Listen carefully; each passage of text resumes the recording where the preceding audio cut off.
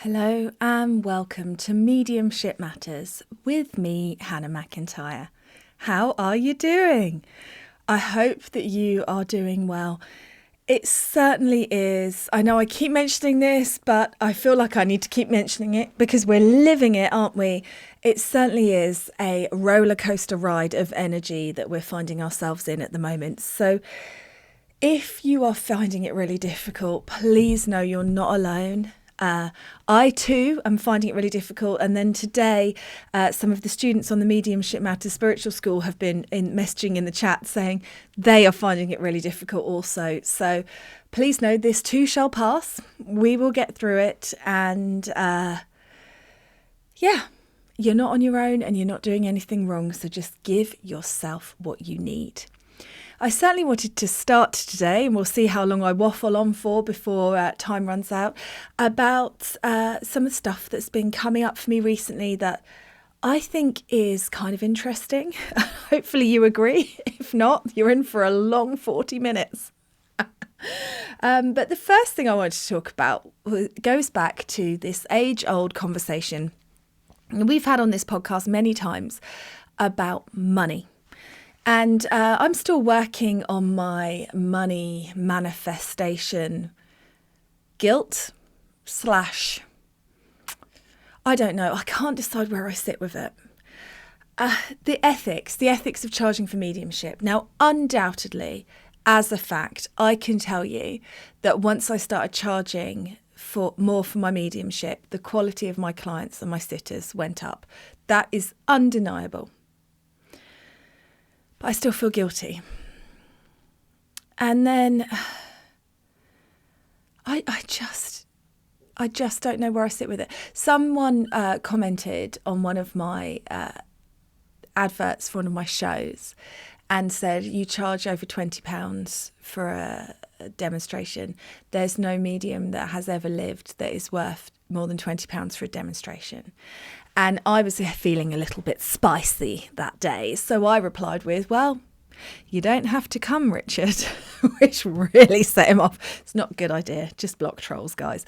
But it triggered me, as it always does, this kind of, well, am I making it inaccessible? Am I making it unaffordable to people?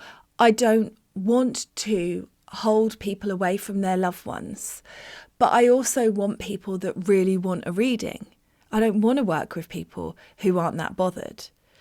When and I've probably mentioned this before, but I was talking to my spirit-led Reiki class the other day and saying, when I first started doing Reiki and I did loads and loads of practice healing on people for free, not one of those people continued their healing journey with me when I was charging a very nominal amount. Not one. And not one of them got the impact or the effects from the healing that people who paid for it did, because they weren't invested in it. They weren't working with the energy. So it's funny how it comes up again and again for me, because I just can't seem to heal the guilt of, because I got into healing because I wanted to help people.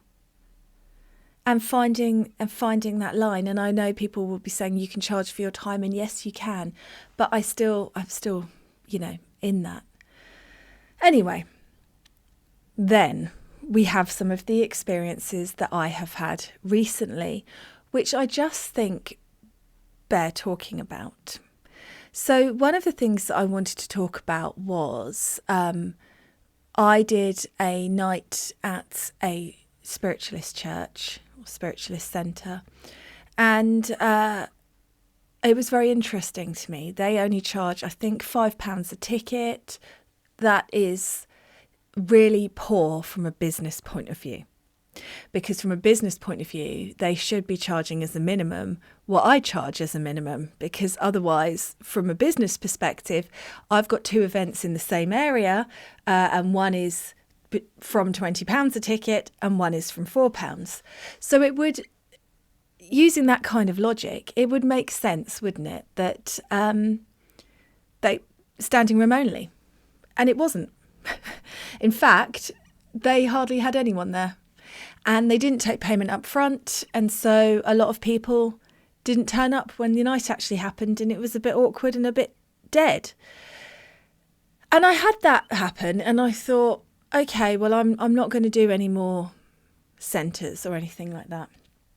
And then I suggested to my dear friend that we do a charity night for her daughter. There's a charity locally that has really helped her granddaughter. And I thought it'd be nice to give something back. So, of course, working for free again. I didn't charge the centre, and I didn't charge the charity, obviously. And the charity did nothing with it. My friend was devastated. They didn't share it on their social media until we asked them to. They didn't contact local newspapers, local radio stations or anything like that and advertise it. In fact, when my friend went to their centre and mentioned it to the staff, their own staff didn't know about it. They didn't put it out in the parent newsletter.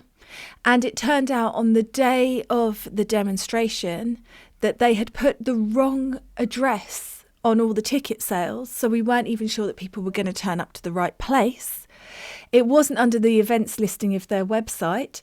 And then the staff who was supposed to be bringing their card machine didn't turn up until 5 minutes after the event, after I was supposed to be on stage. And it really has got me thinking, both of these things, and there's some other things that have happened as well, about people who love to say to you when you're a medium, you should be working for free. You should not be charging. This is a gift. You shouldn't keep people away from their loved ones. But then when you give them opportunities to do great things, they don't take it. They could have made an absolute killing, that charity, and they didn't. In fact, the majority of the ticket sales were through my friend and through me. And it's just really disappointing. And I think it's a fascinating place to be, where on one hand, you've got people telling you off for being greedy. On the other hand, when you try and do things to help people and help local centres and help local charities, they're not running with it. So I've had to change my write-up on my website now with my requirements. If you want me to work for free, this is what you're going to need to do. Because otherwise, it's not worth my time if you're not going to make the most of it. I'd rather be at home with my family.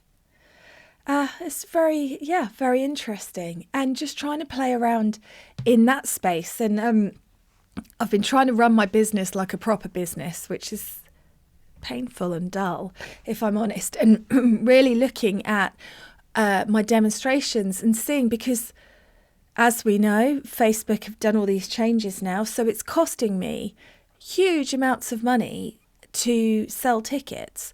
What with Eventbrite or Ticket Tailor fees, card processing fees, advertising fees, staff to help and venue costs, I am making way less than I used to. It's costing me between £10 and £12 on average per ticket to actually run an event. And they're not selling out like they used to. So it's an interesting time and an interesting space to be in. And I think there must be some lessons in there about self-value, and perhaps my money manifestation woes are coming back to get me once more. But it's interesting to think about.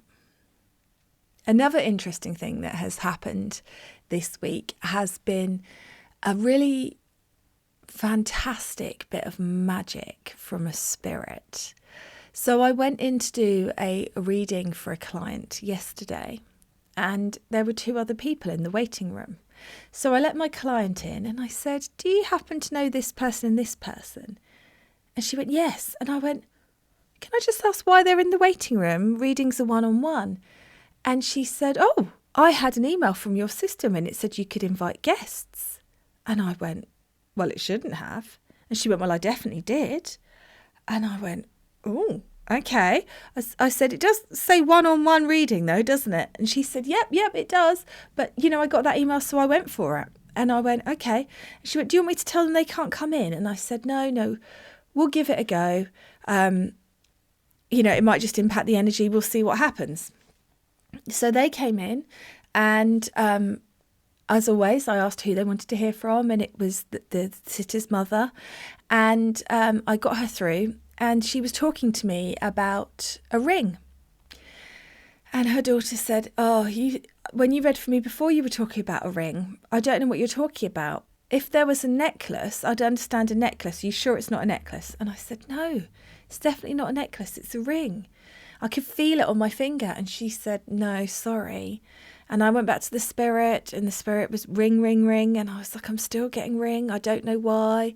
I went, and now I'm reaching and seeking, so it's not going to work the way that it should. I'll have to give up. And then the aunt, the extra, pipes up.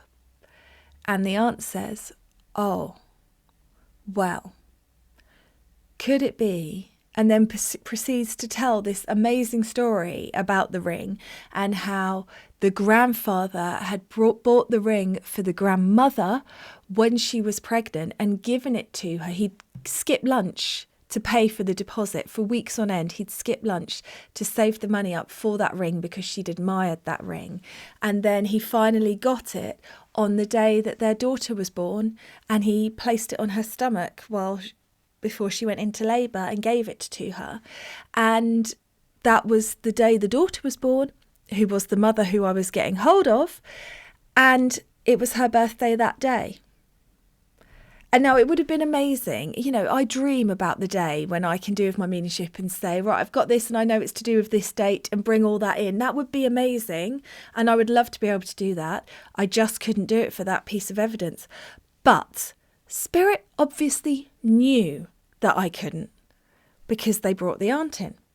And then we're talking about mugs. And I said, your mum's mentioning a China mug to me, but it's got real feeling behind it. Nope, don't understand the mug, don't understand the mug. And yet again, the aunt pipes up. Well, I've just been at your brother's house, and in all of his china, there is one mug that used to belong to your mum. And I know he's really struggling without her, and there's a lot of emotion going on there.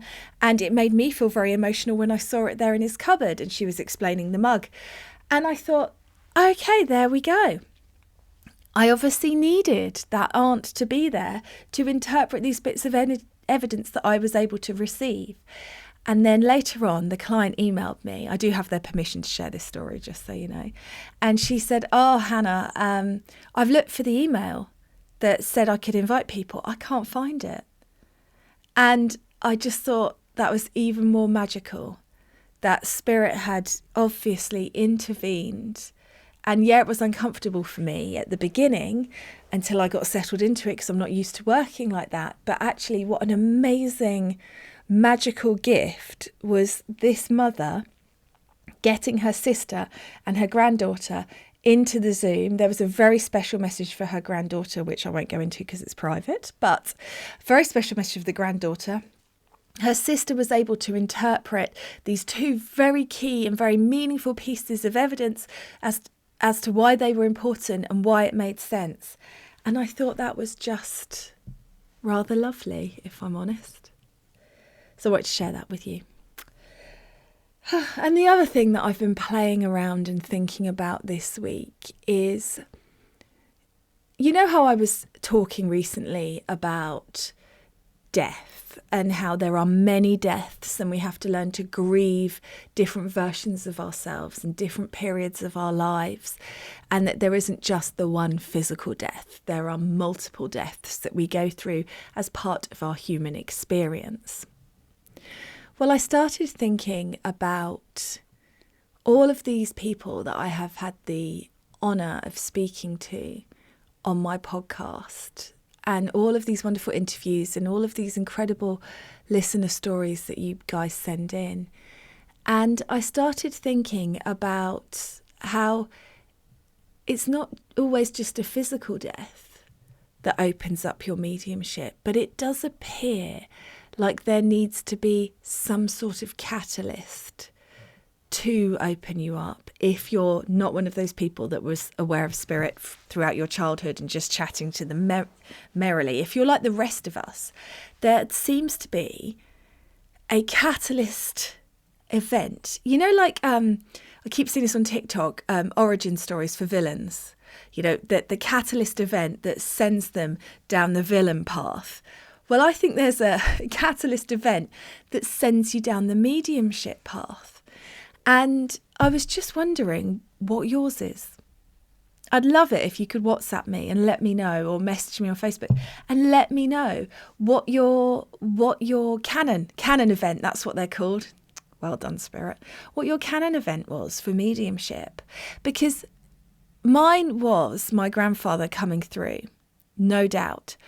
But it was actually at a time when I was very lost, very unhappy, and very broken, and really questioning whether it was worth it, all of this horrible life that we find ourselves in.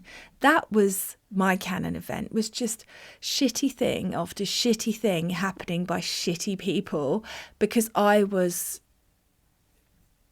experiencing the frequency of my vibration, which was very low. And so I was experiencing the manifestation of the frequency that I was at.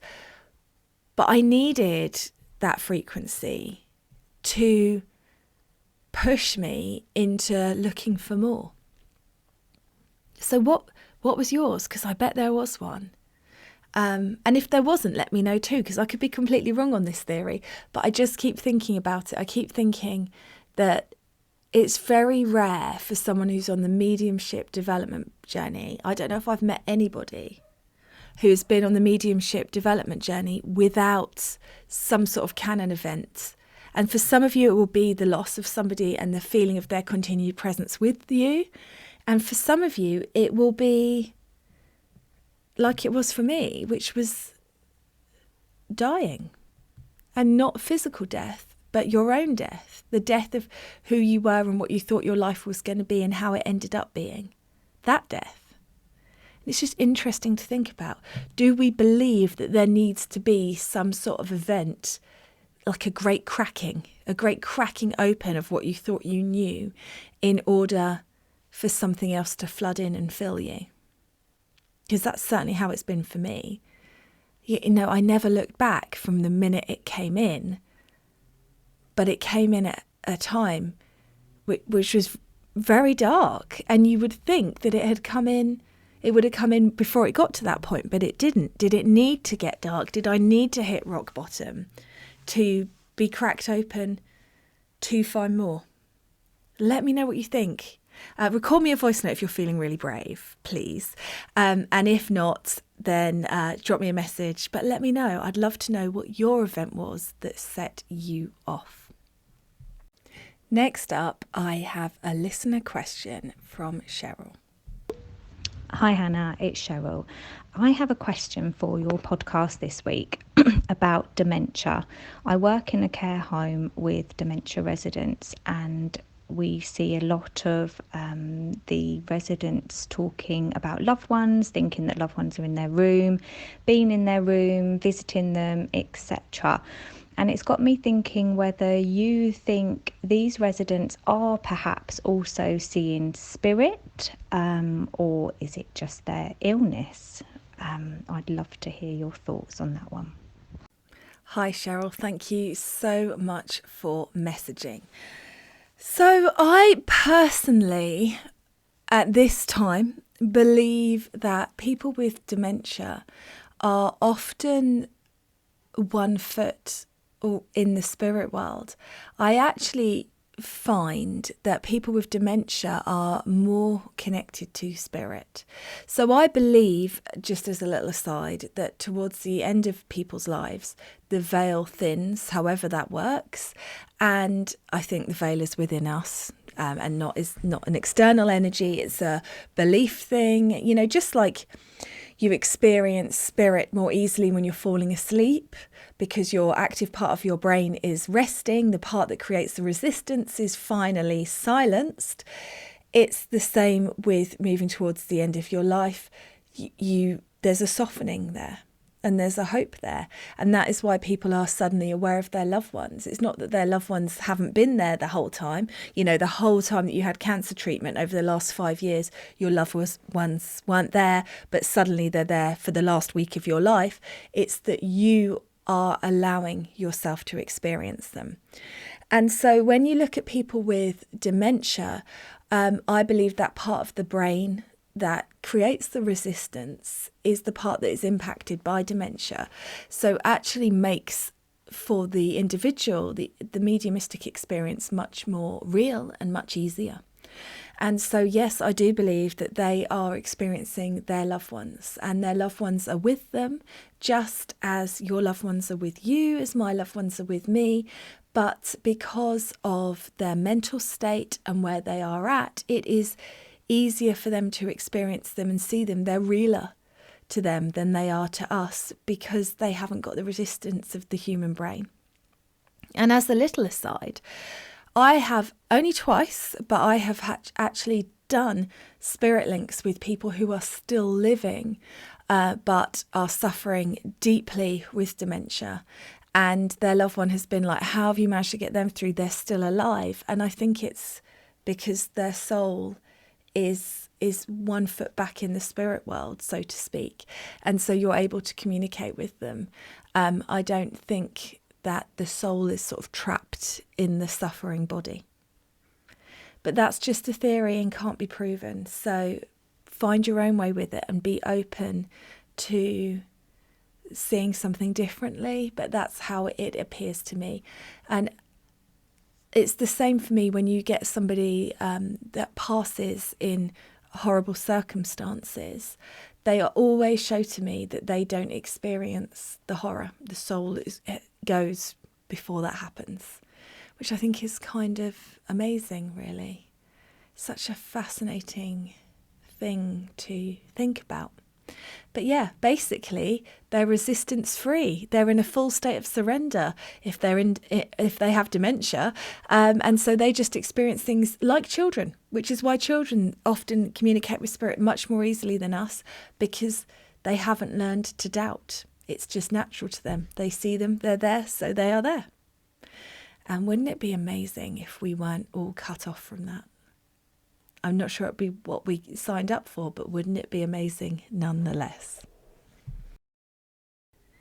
Next up, I have a listener question from Victoria, and she says, "Hello, Hannah. I've recently started listening to your podcast. It's the first podcast I've listened to and I love it.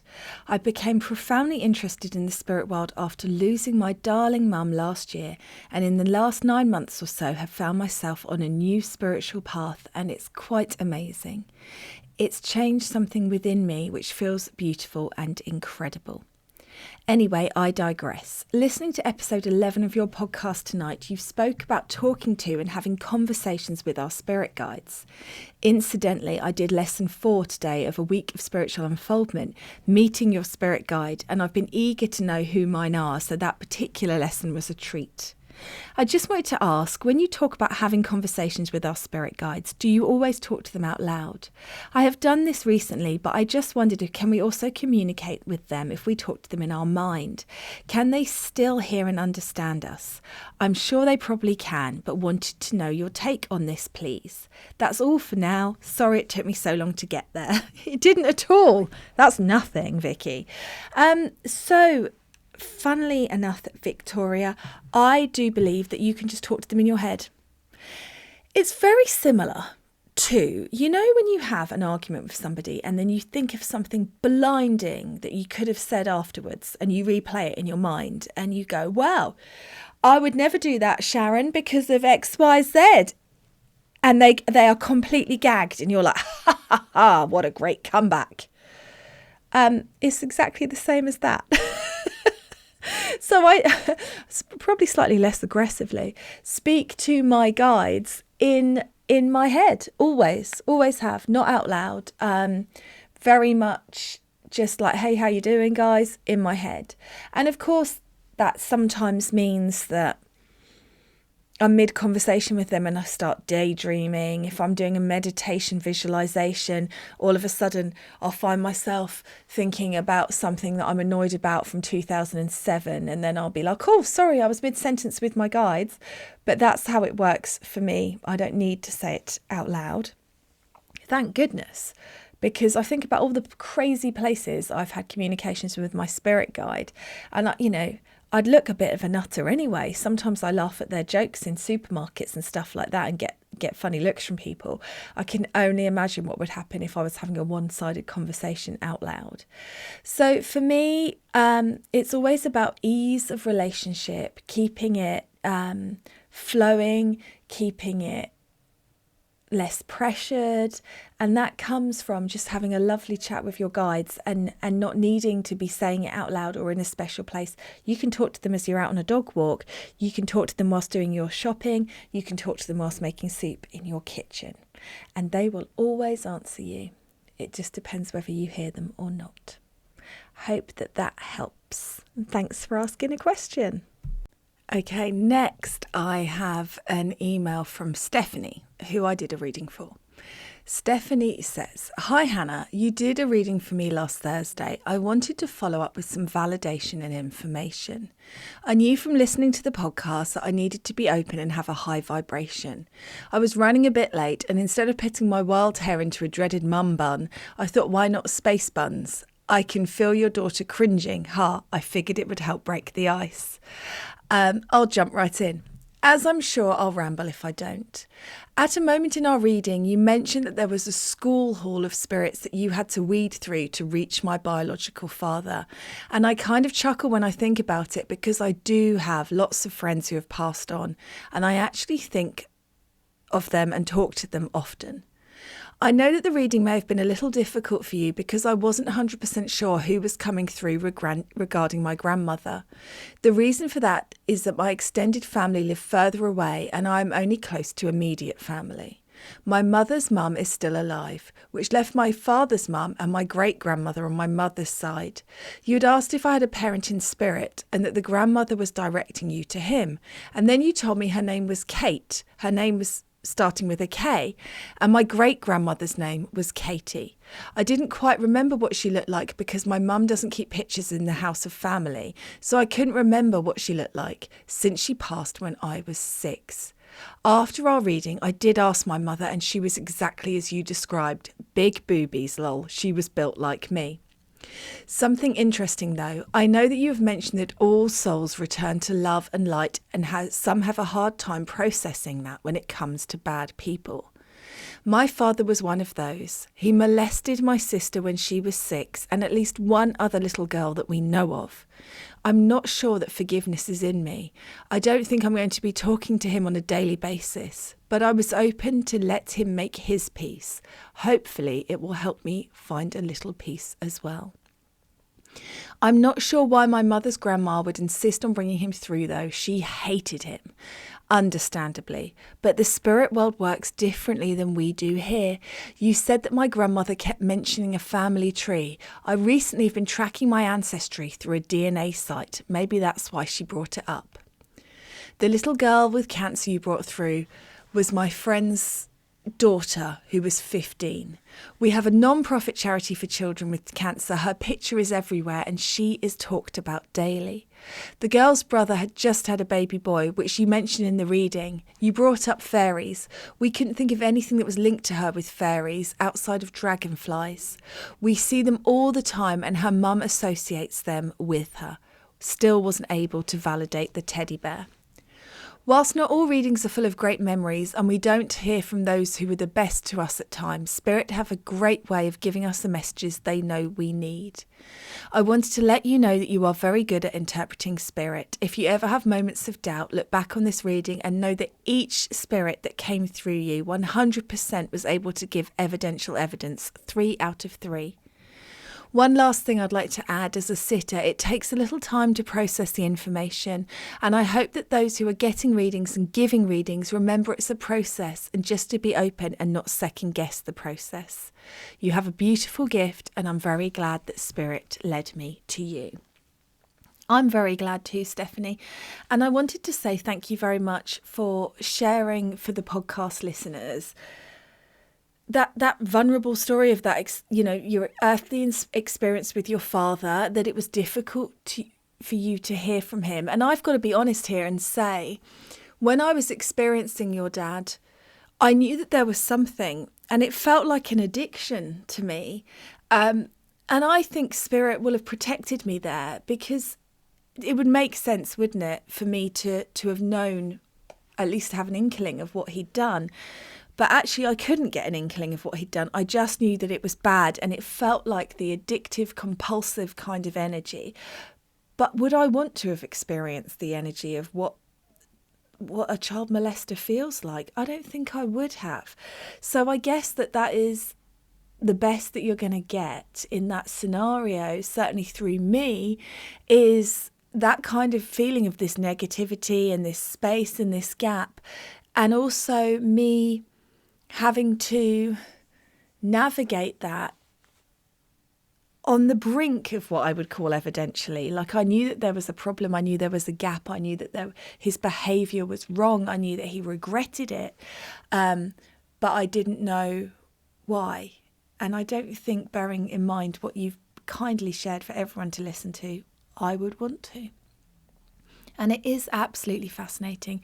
And that is great that you have given us that reminder that it is a process, and it always is. And I think it's very, very hard being a sitter. It's very, very hard. I know a lot of people, when I record readings and send them to people, there's lots of stuff in there they'd forgotten that I'd said or didn't make sense at the time. And when they're looking back, they're like, well, obviously that's that.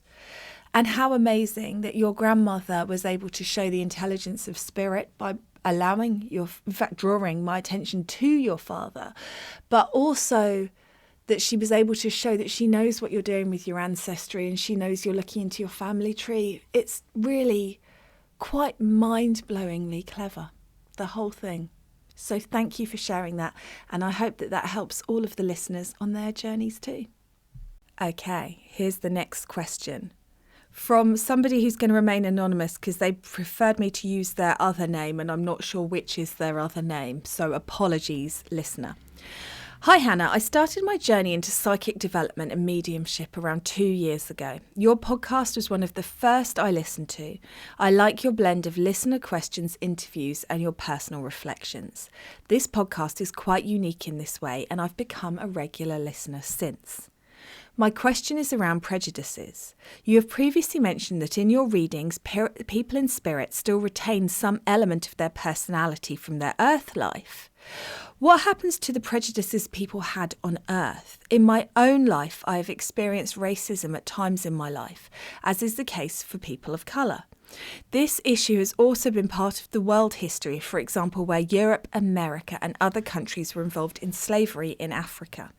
How are prejudices managed in the spirit world for individuals and those groups in history who lived out their prejudices in the past? Really interesting question. And this is my second attempt at answering it because I just got so tied up in knots and then my dog started barking. So I decided that spirit were like, no way, don't do that one. I believe that a spirit is only the good stuff. There is nothing retained in a spirit that is the bad stuff. It just simply cannot exist in that vibrational state. But I do believe that spirits choose to sometimes play the part of the baddie for their own soul's evolution and for the evolution of the souls that are impacted by their baddiness. So I think it's always interesting because we're always talking about past lives as if the ones in future are set in the future of the timeline that we're experiencing on Earth. I don't believe that to be true. My next life could actually be incarnating in ancient Egypt or in Victorian times or in the American West. And the reason for that is known by my soul. Of course, for a soul, you're experiencing all your incarnations at once because there is no time. But if we were to cross it off in layers, it's not necessarily in the way that we think it's going to be. And so I believe that the souls that incarnated, for example, when there was slavery, knew in the intelligence of the spirit world exactly what they were getting into. Why? The mind boggles. The mind boggles why you would agree to incarnate in such horrendous and painful and terrible circumstances. And to be honest, it's not something that I can answer as to why, because it doesn't make any sense to me. This is like when people say to me, you believe in God? And I say, yeah. And they say, well, your God sucks. He gives children cancer. And I go, yeah, I know. And the thing that Spirit always bring me back to is when you're a human being having this human experience, it feels really, really long. But when you are a spirit having the human experience, it's a second, it's a blink.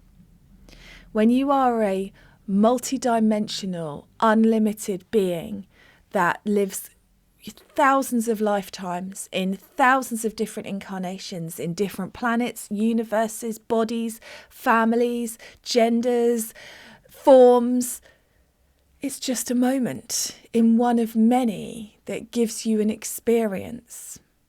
You are source experiencing itself. And I guess sometimes our souls choose to experience absolutely horrendous things. But I'm also aware that I'm saying this to you from a very privileged space of a white middle class British woman.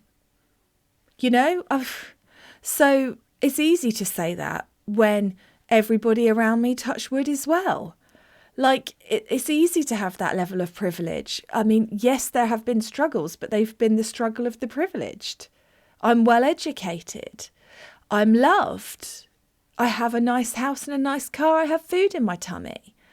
I have money for extras. So it's easy to talk, isn't it, in those scenarios about what your soul chooses to go through. It's very different if you're absolutely at breaking point. And so I don't honestly know if souls regret when it is part of the greater plan, which I think is part of your question. And forgive me if I've just gone down a rabbit hole, but it's quite interesting that this question has come up after I just did Stephanie and Stephanie's dad, and he wanted to make amends for the choices that he made in his reading. I wonder if the difference is a soul agreeing. I just don't know.